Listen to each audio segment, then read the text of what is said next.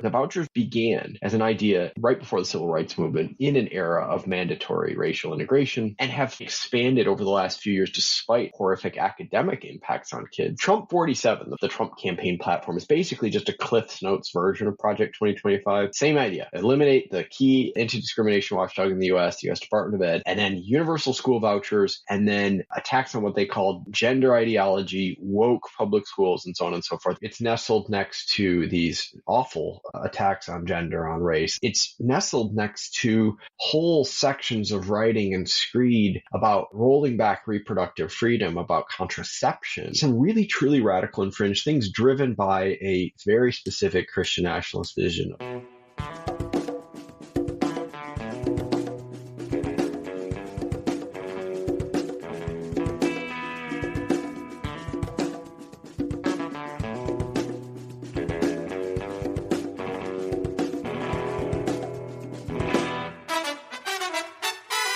Welcome to episode 218 of the Refuse Fascism podcast, a podcast brought to you by volunteers with Refuse Fascism. I'm Sam Goldman, one of those volunteers and host of the show. Refuse Fascism exposes, analyzes, and stands against the very real danger and threat of fascism coming to power in the United States. In today's episode, we're sharing an interview with Dr. Josh Cowen, author of The Privateers, How Billionaires Created a Culture War and Sold School Vouchers. Thanks to our patrons who make this show possible. Patrons join us for our next virtual event, a discussion of the War Game documentary, Sunday, October 6th at 3 p.m. Eastern, 12 p.m. Pacific. If you want to join us and aren't a patron already, sign up to become one for as little as $2 a month over at patreon.com/refusefascism. If you're already a patron, you're going to want to go to that page, patreon.com/refusefascism, to register if you want to attend that Zoom. You can find it right on the page. Thanks as well to those who are spreading the imperative by purchasing and wearing our Refuse Fascism t-shirts. Link in the show notes if you haven't got yours. And those who take the extra step to share the show, to rate, review, and subscribe. It really helps in enabling more people to discover this resource and join the community. So hopefully after today's show, you'll be inspired to do the same. This week, The Guardian reported on a study that Trump supporters on X Twitter are more likely to believe Trump's lies when they have been marked as disputed. According to the authors of the study, they simply wanted to find out if the disputed function, a box that pops up on untruths after multiple users flag the item, had a positive impact at all on Trump supporters, but did not expect that it would have a negative impact, seemingly bolstering the idea that Trump's lies are courageous truths that people don't want you to hear. This gives some real insight into the way that the fascist alternate facts and whole alternative reality are used and received. This week, we've seen J.D. Vance doubling down on his demonization of Haitian migrants in the course of admitting that the pet eating claims had no valid source. He has attacked members of the media for pointing out that the continuing wave of bomb threats and mass shooting threats is a clear result of the fear-mongering statements from Trump and himself. We've seen patriarchal and anti-Semitic commentary that North Carolina Lieutenant Governor and the Republican nominee for governor, Mark "Some Folks Need Killing" Robinson, posted on online forums, including porn sites, over the course of years. CNN wielded damning evidence exposing his accounts where, amongst other things, he claimed he was, in all caps, a Black Nazi. And we've seen these allegations flatly denied without even a mention of the evidence. While some in the Republican orbit will act shocked and distance themselves, let's be clear. This is who Mark Robinson has always been, and he is not an outlier. He is the MAGA mascot. This is the Republican Party. Time to dispense with our surprise, not our revulsion. As John Gantz put it well, quote, "Wow, this guy's really nuts." Yes. And these are the Republicans today. This is it. For the billionth time, this is who they are. They are the lunatics who post racist stuff on porn sites. This is not fringe. These are not lone wackos. This is the essence of the party. They are the porn site Nazi guys, end quote. the GOP, deranged and dangerous. And the time we spend gawking and laughing that this is their end is time that the fascist movement spreads and normalizes. An example of this is that it is no longer news when in all caps screeds, Trump calls for remigration, which is fascist speak for ethnic cleansing. And we've seen Trump at a supposed event to pledge to fight anti-Semitism up the ante, from saying that if he loses in November, it will be because of fraud, to saying out loud that Jews will be to blame. His words make clear that Zionism is not about Jewish safety, but primarily about the interests of American empire. And this statement is just one more endorsement of the Great Replacement theory, asserting that Jews are trafficking migrants of color into the U.S. to vote Democrat and commit white genocide. It was a threat none of us should take lightly. So let's talk about the election that is about 6 weeks away. In the United States' convoluted electoral system, state legislatures are given the prerogative to decide how elections work in their state, even in regard to federal elections. Over the course of this country's history, state governments have found every which way to limit, overrule, suppress, and manipulate the will of the people. And now, for the last 4 years, since Trump refused to accept the results of the 2020 election, fascists have been strategizing to undermine the elections themselves through legal challenges, outright lies, and the very real threat of mass violence. These efforts took a leap this past Friday at a meeting of the unelected Georgia State Election Board. In Georgia, the legislature commissioned a board to administer elections according to the laws passed by that legislature. The Georgia Supreme Court has additionally made clear that this board's role is logistical. Going far beyond their prescribed role, the 3-member majority, with the explicit support of Donald Trump, has taken it upon themselves to gum up the works and supersede state election laws. At this past meeting, the board approved a motion that the Republican state attorney general made clear was illegal, that was preemptively challenged by Georgia's Secretary of State, and which election professionals from across the state vehemently opposed. They voted to require each county to count ballots by hand in an effort to overwhelm the election infrastructure, delay results, sow doubt, potentially throw out whole counties' worth of votes, or even throw the whole election to the Republican-controlled House of Representatives. This comes on top of the same board's decision to preemptively investigate every county's returns before certifying results.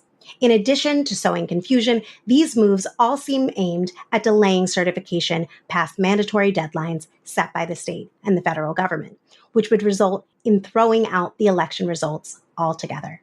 At the meeting, State Congresswoman Draper called out the fascist board and called out her fellow critics for limiting their comments to logistics and maintaining the veneer that these changes were being proposed in good faith, stating, quote, "I think what is happening is we are setting up our counties to fail," end quote, going on to say, quote, "And when these counties fail, when there are inaccuracies, if there is a result of the election that some of the members of this board do not like, they will be able to point to those inaccuracies and they will say that that the election is inaccurate, that there is a lack of integrity in the election," end quote. These accusations are no longer speculative, as The Guardian has obtained emails from a confederacy of election deniers calling themselves the Georgia Election Integrity Coalition. This group includes Georgia state lawmakers and election officials alongside other MAGA diehards, strategizing together to throw the election to Donald Trump.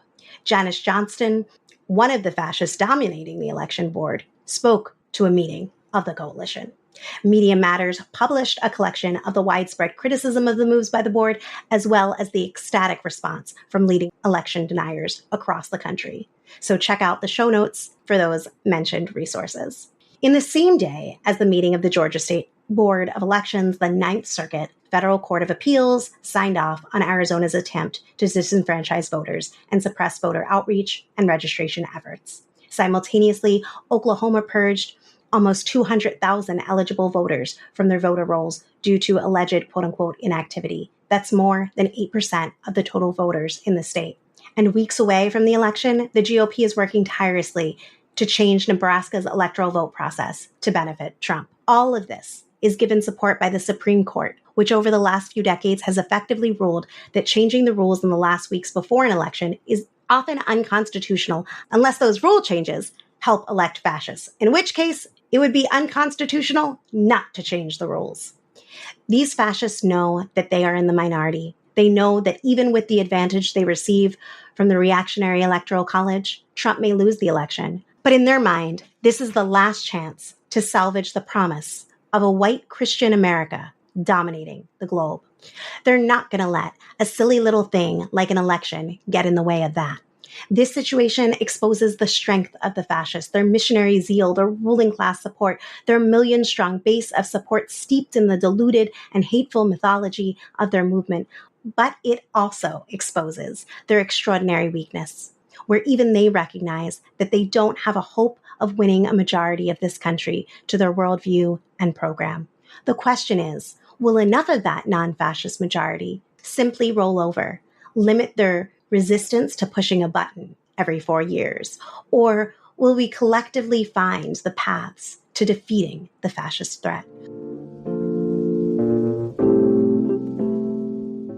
Amber Nicole Thurman was a 28-year-old Black woman, a medical assistant, the mother of a 6-year-old son. Because she lived in Georgia, a state where abortion is banned, she was left to die by those fully equipped to save her. Like many who seek an abortion, she wanted one in order to provide the best she could for the child she already had. Her last words to her own mother before she died were, quote, "Promise me you'll take care of my son," end quote.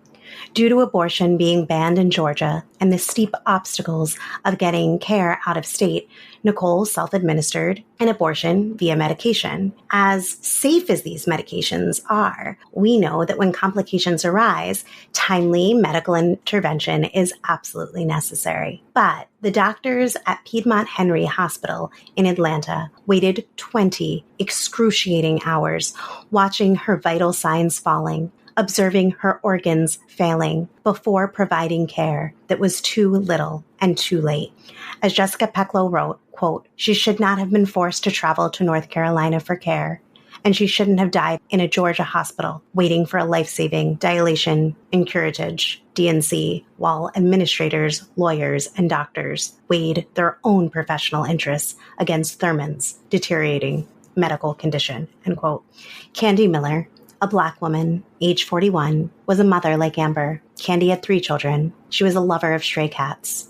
She, however, had a high-risk pregnancy, and instead of dealing with doctors who could not legally help her, she ordered abortion pills from overseas. She did not expel all the fetal tissue and needed a DNC procedure to fully complete the abortion and prevent sepsis. She writhed in pain for days, fearing prosecution if she went to the hospital, fearing that they couldn't help her. She died at home with her 3-year-old daughter at her side. Both women were killed by abortion restrictions in the months immediately following the Dobbs decision in 2022. The doctors who privileged their own career and fear of prosecution over Amber's life have blood on their hands. The doctors who made Candy feel unsafe to go seek care have blood on their hands. The Georgia legislature that banned abortion has their blood on their hands. Supreme Court quote-unquote justices Alito, Thomas, Roberts, Gorsuch, Kavanaugh, and Coney Barrett have Amber and Candy's blood on their hands.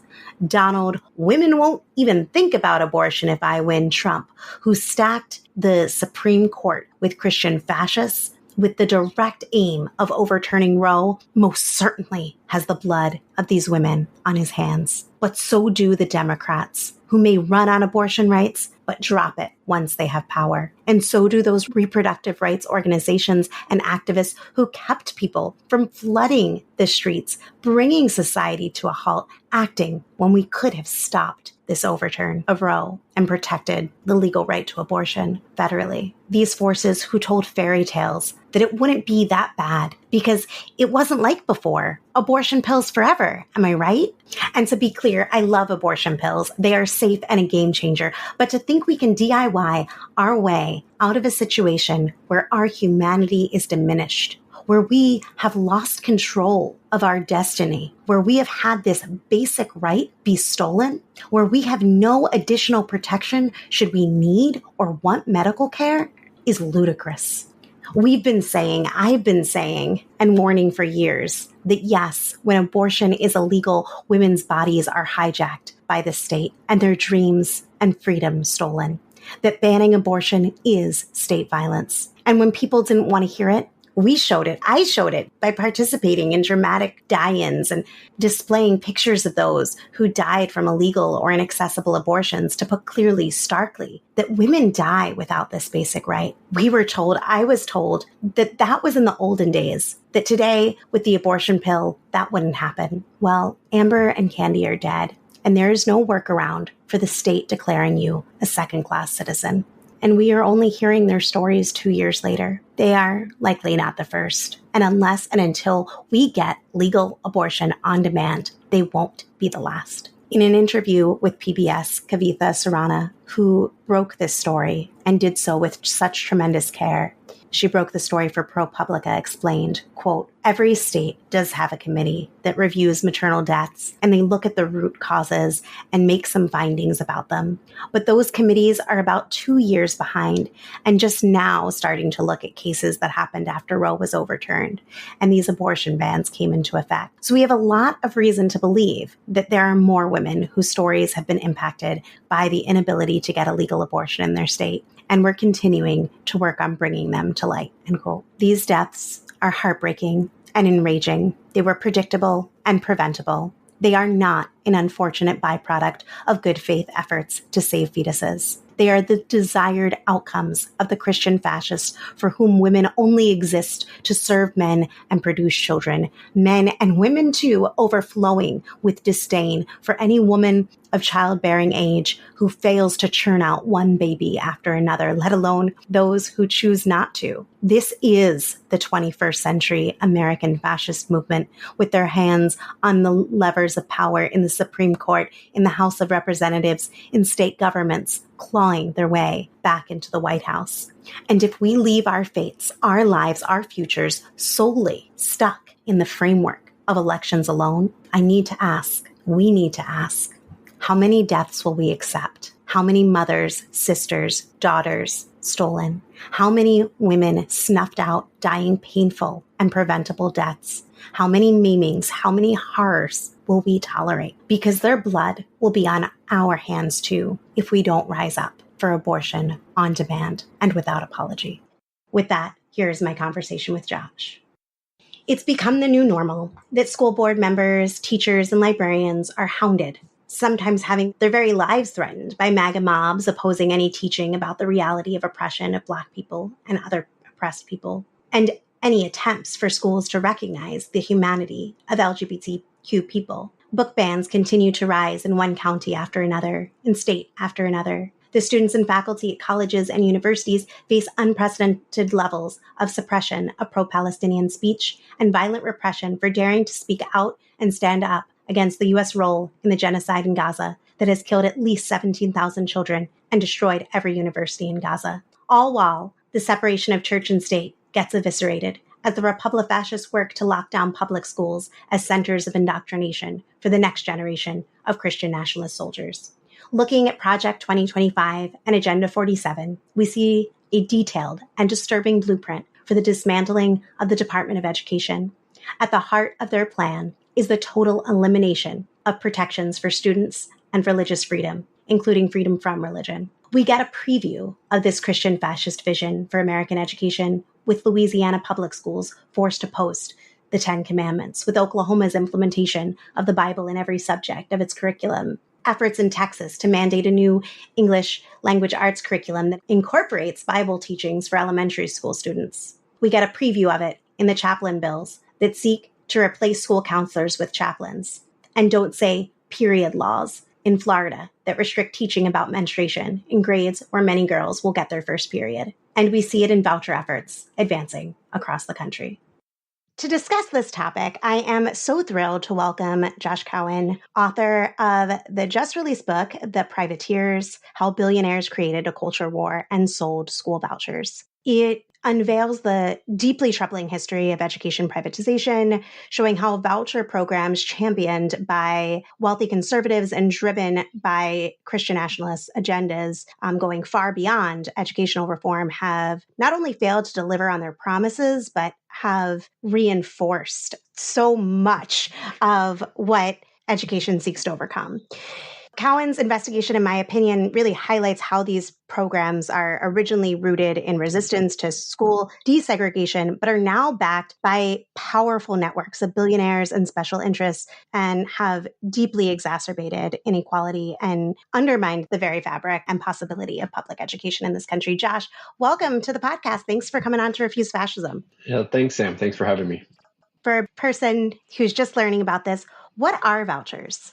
So vouchers are a collection of different policy schemes that send taxpayer funding to private K-12 tuition. And there's some technical ways they do this, but for our purposes today, there's 5 or 6 different ways of doing this. Vouchers are taxpayer subsidies for private school tuition. Out of the litany of assaults on public education that I know that you follow and track, what brought you to focusing on vouchers in this moment and helping people understand what's going on here? Well, I started studying vouchers as a young researcher more than 20 years ago at this point in my 20s. And just as part of the research assistant graduate student on a number of different teams that were looking at vouchers, studying vouchers, I talk about a little bit about them in the book.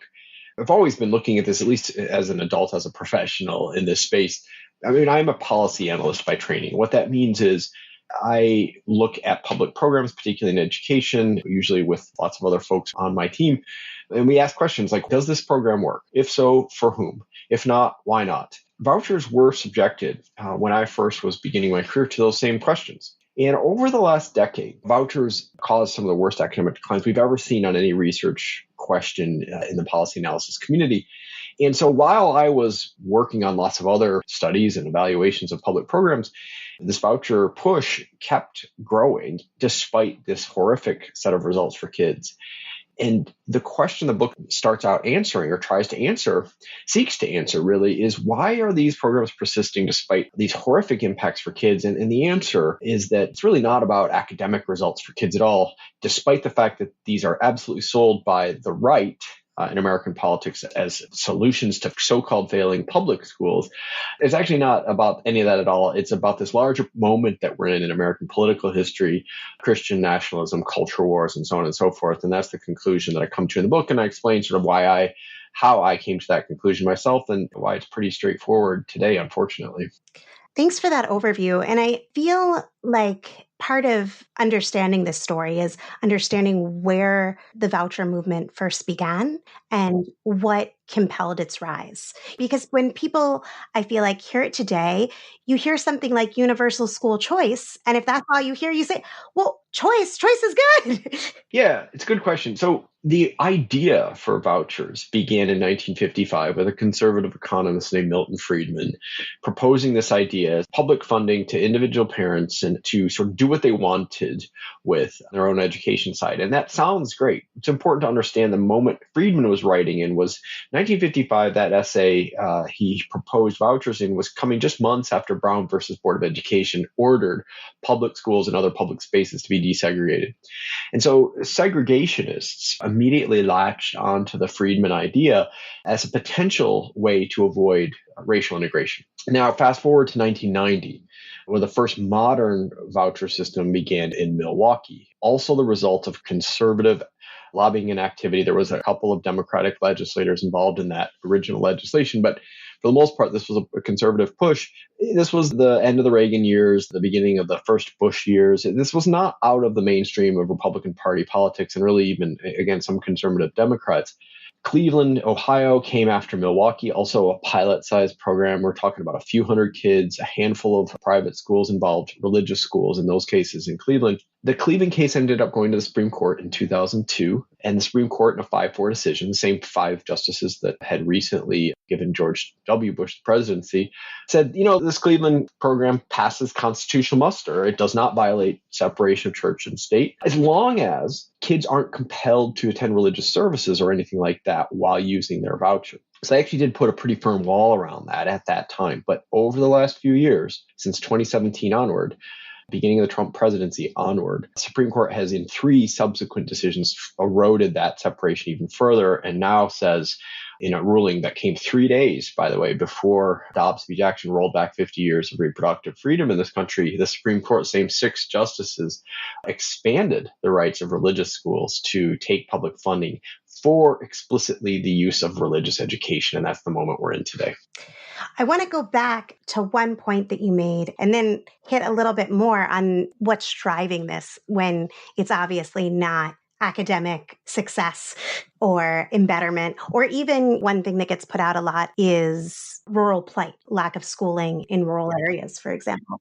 When originally the idea was for vouchers to subsidize keeping white kids in segregated schools, since that time, it's gone through so many permutations, including a time period where vouchers were overwhelmingly given to Black families. And yet, every step of the way, this concept has advanced white supremacy. And I was hoping you could tell us a little bit more about that. I stop at trying to understand individual motivations. What's not arguable, and is a matter of the historical record, is that the idea for vouchers began in the era of mandatory desegregation. And it's inarguable that today, despite the fact that the vast majority of voucher users in the early days of these programs in Milwaukee and in Cleveland and in Washington, D.C., where I got started working on this 20 years ago, were students of color. Today, overwhelmingly, most new users are white and higher income, and we can talk about how that's changed, where that came from specifically. But listen, Ron DeSantis, the governor of Florida, last year, about 15 months ago, signed a bill expanding Florida into the biggest voucher system we have in this country. Within weeks of that, it was also defending a curriculum for Florida public schools that said more or less that slavery in American history had some economic benefits for enslaved people. DeSantis not only backed that particular curriculum, but actually doubled down and defended that curriculum and said, well, there were economic benefits for enslaved people like blacksmithing. They learned important skills. So those are just sort of matters of the public record. You don't need to unpack the individual motivations of this to just sort of mark the fact that the vouchers began as an idea right before the civil rights movement in an era of mandatory racial integration in public spaces and have thrived and expanded over the last few years despite horrific academic impacts on kids, have thrived in an era where it's apparently okay to muse publicly about the benefits that slavery had for enslaved people. So, these are part of the same larger cultural political moments we're in for sure. In this interview and in this book, you talk about how something that is devoid of any evidence basis for its use, let alone its proliferation and subsidies, that vouchers are being promoted, not, again, because of any evidence that would say this is what's good for kids, but because of an agenda that's driving it. I was hoping that you could walk us a little bit through where you see that change happening. At what point did you uncover in your research that it is not because people believe that this is working, that there is a Christian nationalist agenda driving it? The first really horrible negative impacts on student learning started to become public in 2017. So this was the first months of the Trump presidency. Betsy DeVos, the billionaire heiress in my state, who became Secretary of Education under Trump, famous voucher backer, a big character in this book. Right around that same time, vouchers started to really roll out as some of the most negative results we've ever seen. And I really can't overstate how negative these results were. So sometimes I think folks get bogged down in debates about standardized tests or should we hold public schools accountable to certain academic outcomes. And I, of course, have thoughts on those things. But the question for the voucher world really is, while we are measuring public schools by test scores, let's see how private schools using vouchers are doing too. We can have the more philosophical debate for a second, but the answer is horrifically. Okay. So while conservative billionaires, including Betsy and DeVos, and right-wing think tanks are beating up on public schools for their academic results as measured by standardized tests, what they've been trying to do since those horrific results on those exact same measures, they've been trying to sort of move the goalposts to other outcomes. What are those other outcomes? My view, and I think this is just a matter of the historical record, is that increasingly these are tied to these larger political moments we're in. Again, what else was going on in 2017? That was the Charlottesville riots, came up in the presidential debate the other night, where Trump said there were both sides had good people on that Charlottesville rally, where apparently, again, became sort of the norm on one side of the political spectrum to talk about potentially American slavery having positive benefits for enslaved people. J.D. Vance, vice presidential candidate, said in a recent interview that professors are the enemy. They identify diversity, equity, and inclusion initiatives on college campuses as too woke, so to speak. So all these things are fitting together as far as this moment we're in and becoming the new motivation for these voucher schemes as the academic results have really nosedived into some pretty low standards. The last thing I just wanted to sort of add to this too is it's really important to know that in state after state after state that's passed voucher schemes in the last few years, 70% of voucher users were already in private school. And 30% do transfer from public to private. And those are the kiddos that really do suffer those academic consequences. But that 70% that are already in those private schools, we can talk a lot about Christian nationalism. The book talks a lot about it. We can talk a lot about kind of these culture war moments. My book's about those things. But we also have to just remember that a lot of this is just good old-fashioned garden variety, using the tax subsidy to underwrite existing choices for increasingly wealthier families. And that's an inescapable part of today's voucher moment as well. In my opinion, and something that you get into the book, is it's not just about the individual effects or the individual impact on students, for instance, academic performance, but what this does to public education overall when it happens in state after state, or if they were able to have universal vouchers. I don't know if there was anything that you wanted to lift up there. Right-wing influencers are very clear that to get universal vouchers, you have to undermine confidence in public schools. This is strategic. It's not conspiracy-oriented. This is just very clear that they are trying to undermine public education with these attacks on woke or on DEI or whatever else. And then the other piece of this is that vouchers do, especially as they become larger, do really threaten public school funding. Particularly the state portion of public school funding is very important for equalizing access to resources among particularly low-income communities. And so that's where vouchers threaten to defund public schools really is in individual states that cannot afford to pay for two education sectors, especially when a wealthier sector has been paying for it on its own until now. The impact on public school finances is pretty dreadful, particularly as these things expand. And then there's the billionaires who are aiding that expansion and what that can tell us about the worlds that they want to create. People know about Betsy DeVos, although some people like to forget. Are there critical people that you think more people right now need to understand their role and influence and what that has to do with the Christian nationalist assault on education? Well, most of the folks I talk about in the book are pretty well public figures, Betsy DeVos being probably the most prominent, and Charles Koch being another. I don't know that people really understand just how interconnected these organizations are, sharing funding. That was a big theme in the book, sharing funding, sharing objectives. They come from different places. And Betsy DeVos has famously said that she laments the role of public schools as centers of community in American life. She would rather churches re-become, in her view, the centers of American community. Charles Koch's organizations, Koch is a famous oil and gas titan in his 80s now, had a brother named David who's since passed. The Koch brothers, they're not particularly interested in Christian nationalism or in making churches local centers of community, but what they are interested in restricting and dismantling the role of what they call government interference in the economy and in business life, especially when it comes to environment and oil and gas. And education stands as an indicator of government presence for the Koch type organizations. Where they meet is on this issue of whether or not what they call government money, what I would call public money or taxpayer dollars. It's your dollars, it's my dollars, it's the people's listening to this dollars. But they would see this as some sort of nebulous state that's creating a bureaucracy and public schools are part of it. And then let's be honest, the through line between the Christian nationalism of Betsy DeVos and the industry of Charles Koch is also just deep antipathy to labor unions. There's a lot of complicated stuff here, and a book touches on that. But, sometimes some pieces of the story are more simple than others. And one of those is that they just hate unions, and public education remains one of the areas of the American economy where unionization is still fairly strong in many states. You've been studying this for decades. I'm sure at this point, there's not too much that surprises you in this world. But I have to wonder, as you wrote this book, was there anything that did surprise you that maybe you didn't pay attention to as much that you were like, wow? There were several moments in writing the book where I just stopped for a second. It's sort of like a gut check. I asked a fellow scholar, this is what you have editors and publishers for. And it's like, is this too much? Am I going too far on this? And what I mean by that is if you say some of this stuff out loud sometimes, right? And I've talked to a lot of journalists, for example, from progressive outlets to conservative outlets to mainstream journalists.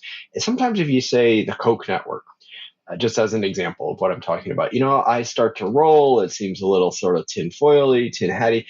What surprised me was how entwined all these organizations were with a few key funders, a few key players that really do go back to one of those two organizations, DeVos or Koch, including research that I was part of. As an example, so 20 years ago, when I first started in this stuff, there was an organization called the Lindy and Harry Bradley Foundation based in Milwaukee, big right-wing donor associated with causes that purport that Trump won in 2020 today, sending millions of dollars to new organizations that are anti-immigration, for example. I knew we had said in the reports when I was a young professor and a young graduate student, the Bradley Foundation is one of our funders. I was like, okay, I don't know anything about this. I'm 26 years old. And then when I became an assistant professor, a junior scholar at Kentucky, there's the Bradley Foundation again. And then you dismiss it. You go on with your life. You work on other things. I raised a lot of money myself, actually, building research teams and projects, including from some conservative sources, I might add. And I say this in the book, the Walton Family Foundation, famously. Well, $500,000 of Walton family money went to some of my earlier projects. So some of these conservative sources I had some familiarity with, but not the level of some of these organizations and what else they were doing while funding this voucher work. And that included a lot of the voucher advocacy there. So just kind of unpacking how present some of these groups were from the beginning was a real surprise to me. And the fact that they're still active in today's American politics, and in particularly right-wing politics, really remains something of a pinch me or a gut check kind of thing that I still remain surprised of. And this is only becoming more in the spotlight in a way when you look at something like the Heritage Foundation's Project 2025 and their blueprint for the thorough destruction of American public education and for what I would call a Christian nationalist agenda for public education. Or if you want to be like, well, that's not Trump's plan, even though that's bullshit, and look at Agenda 47 on its own, you'll see that the Venn diagram is actually just a giant circle, but you'll also see universal school choice is explicit. You'll see that quote unquote restoring parental rights, it is up there. You'll see attacks on any form of DEI or any form of acknowledging the identity of the children we teach, along with explicit dangerous levels of patriotic education, the freedom to pray. It's very in line with the overall aims of the voucher movement. Lot to unpack there. Let me sort of just pick one of those things and start. Project 2025 is really an important place to start because I think a lot of people are aware of it right now and it's in the conversation. And I'm really glad that you pointed out the Trump 47 piece of this. So vouchers are two of the first three paragraphs in the Project 2025 education chapter written by the Heritage Foundation. The first paragraph calls for an end to the U.S. Department of Education, which for folks not really familiar with what that means dismantling the key anti-discrimination watchdog in American education. That's what they're really talking about there. And then they follow that up with universal vouchers in paragraphs 2 and 3. Trump 47, the Trump campaign platform, is basically just a Cliff's Notes version of Project 2025. I've seen some folks try to kind of compare and contrast the two. The reality, it's just an abbreviated version. So education, for example, at least in my issue area, same idea. Eliminate the key anti-discrimination watchdog in the U.S. Department of Ed, and then universal school vouchers, and then attacks on what they called gender ideology, woke public schools, and so on and so forth. And then parental rights has been used, at least since the 1950s, as a catchphrase for a lot of pretty unseemly things. nobody doubts, dismisses, or debates that parents have a right in American society and a right in American education. I mean, you mentioned you're an educator. I don't know how many parent-teacher conferences I've been to in public schools where my kiddos go and my teenagers and college students went. So it's just a matter of what these things actually mean in the public dialogue. And it's really important to remember and to talk about the other things vouchers are adjacent to. I mean, we haven't talked a lot about how these things work in practice, but it can sound okay.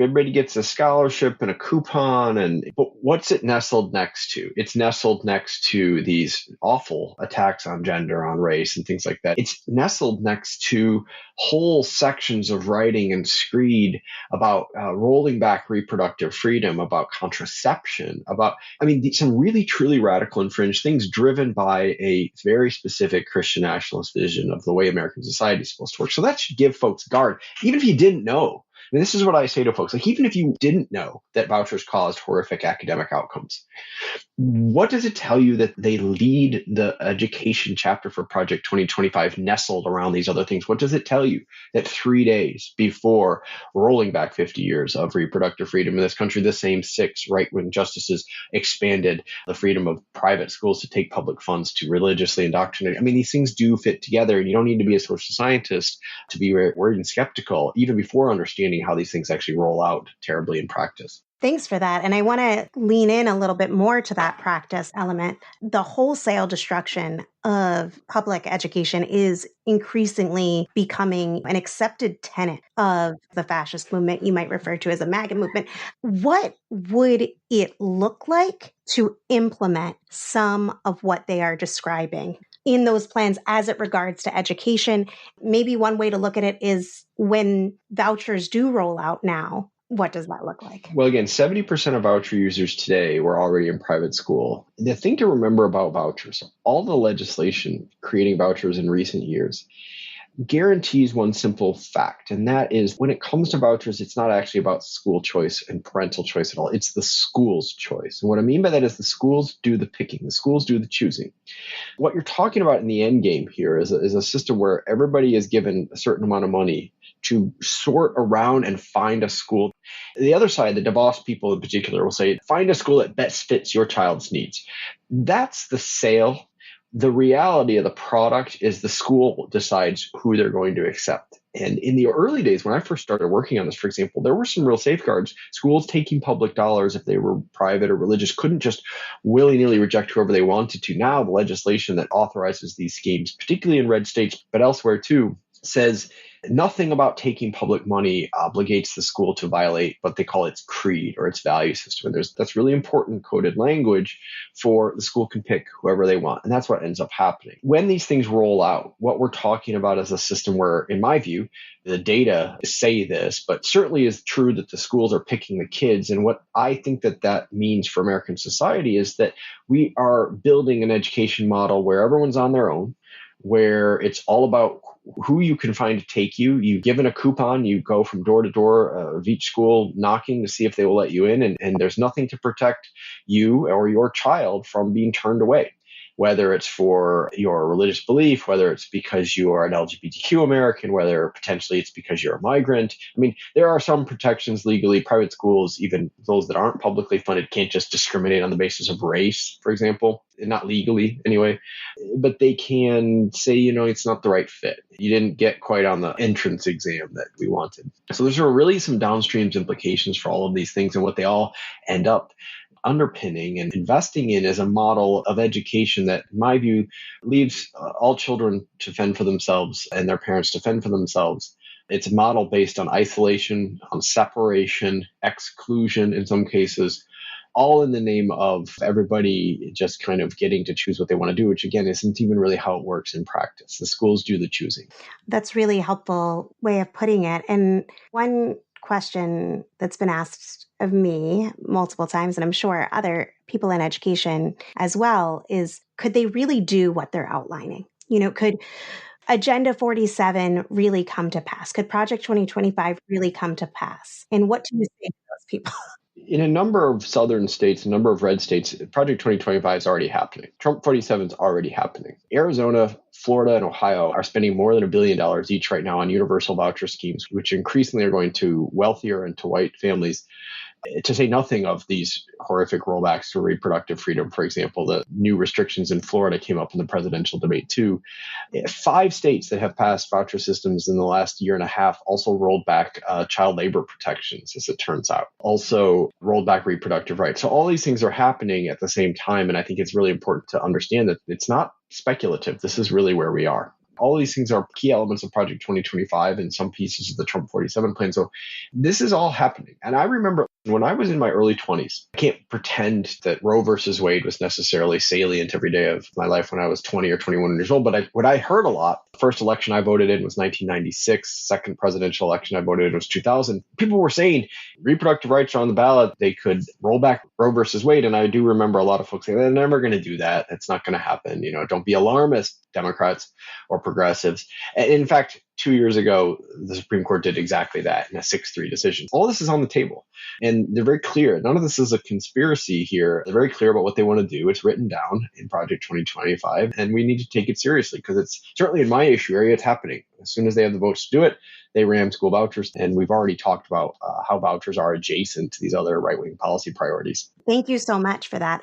I want, as we close out our conversation, I wanted to give you an opportunity to share either something that you feel that we didn't touch on in our short chat that you want to make sure that listeners come away with, or if there's a remaining myth that you feel like you want to take a moment to bust. I wanted to give you the opportunity to do so. The first thing I'll sort of just reiterate, because I can't say it enough, is that 70% of voucher users are already in private school to begin with. And that when it comes to vouchers, it's not school choice for kids and families. It's the school's choice. The schools do the picking. Can't say those two things enough. But here's the myth that I want to dispel. And then I want to pivot to what we haven't yet talked about. Just try to end on something of a positive note here. The myth that I'm going to talk about is that while the right wing of American politics is selling vouchers as a policy solution, they're also selling this idea. It almost has to be sold at the same time. This idea that money does not make public schools more effective, that you're just throwing money at a problem is the way they describe it. Well, it turns out that over the last 2 decades, wow, vouchers started to show some of the worst results we've ever seen on any research question in academic outcomes. Study after study after study after study has shown across the board that investments in public schools actually have strong, meaningful outcomes for kids.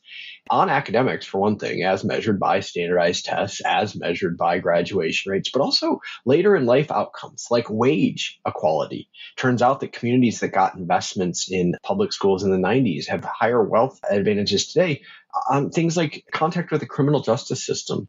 While we're talking about busting myths here, I really kind of want to end with busting the myth that investing in public schools is an alternative to these free-for-all voucher schemes. It doesn't work, as it turns out that you get what you pay for. And when we do spend and invest in these communities, by the best scientific measures we have, the results really do show that investing in public schools is great for kids and families. And I happen to think it's the right thing to do as well. Well, Josh, I want to thank you so much for taking the time to chat with me, to share your insights, your expertise, your perspectives on this issue, and most importantly, for your book, For the Privateers, which is linked in the show notes. Folks can get a copy. Besides reading your book, where else, if folks want to connect more with your work, where do you want to direct people to? I do a lot of writing. Time Magazine, I've written some pieces on the threat of vouchers.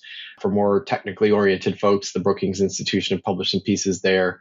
There's certainly a lot of my writing out there. And then also, one thing I'll say, don't roll your eyes. The book has 40 pages of endnotes, 562 notes carefully documenting the claims made in the book. One of the reasons I did that was not just because I'm a scientist, I want to document that, but as a roadmap for folks. Maybe they hate my writing. I don't know. It's too long a book or something. It's only 224 pages. But the point is, you can go find those sources and links yourselves. Almost all of them are publicly available documents, and there's a lot packed in there that you can do your own work if you want to and learn more. Do you want to direct people to your social media? My name, JoshCowenMSU, as my handle across all those different social media platforms. And that's another good place to start. Yeah, and definitely give Josh some support. He's gotten the attention of the Heritage Foundation folks who are scared, rightly as they should. They should be scared by the ample evidence that Josh marshals. Go read the book, go share your thoughts with Josh. And Josh, thanks again so much for coming on. I really appreciate you having me, Sam. Thank you. Thanks for listening to Refuse Fascism. Want to help this show reach more people when it's needed most? Awesome. Help grow the community we need right now by literally wearing Refuse Fascism across your chest by purchasing one or more of our Refuse Fascism t-shirts. Find the link in the show notes. If you want to take a step further, become a patron for as little as $2 a month over at patreon.com/refusefascism. It all makes a difference, whether you can give $2 a month or $25 a month in producing and promoting this independent, all volunteer weekly podcast. We'll be having our next patron-only event, as I mentioned at the beginning of the episode, October 6th at 3 p.m. We're going to discuss the war game documentary.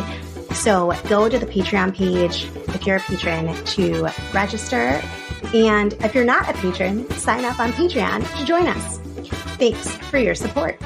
And if you can't give now, or if you did already, share the show with others, rate and review on Apple Podcasts or wherever you listen, comment on our social media posts or YouTube uploads. It makes a difference and is so appreciated.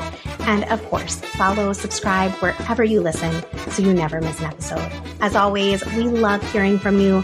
Find us on social media at Refuse Fascism, on YouTube at Refuse_Fascism. Be sure to hit that subscribe button if YouTube is your thing, or leave a voicemail. See links in the show notes. If you want to reach out to me, I would love hearing from you. Find me on Twitter at Sam B. Goldman. Drop me a line at Samantha Goldman at refusefascism.org or on the TikToks at Sam Goldman RF. Thanks to Mark Tinkelman, Richie Marini, and Lena Thorne for helping produce this and every episode. Thanks to incredible volunteers, we have transcripts available for each show, so be sure to visit refusefascism.org and sign up to get them in your inbox. If you are interested in researching or copy editing, we would love to have you as a volunteer for the show. So be sure to reach out. Until next Sunday, in the name of humanity, we refuse to accept a fascist America.